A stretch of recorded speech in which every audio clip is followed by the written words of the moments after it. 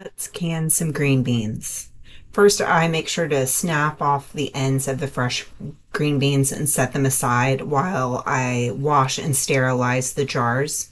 I'm doing a raw pack method in here, so I've stuffed the jars with the raw beans, put a little bit of salt in there, and then ladled hot boiling water into the jars. Once that's done, then I wipe off the rims, apply the lids. You also have to make sure to debubble when you do raw packing, and you need to be pretty aggressive with it because you want to get all those bubbles out of there.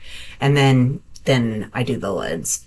And then we're going to go process them in the canner. And once fully processed, I pull them out and let them sit on the counter for 12 to 24 hours undisturbed. And then I store them in a cool, dark place.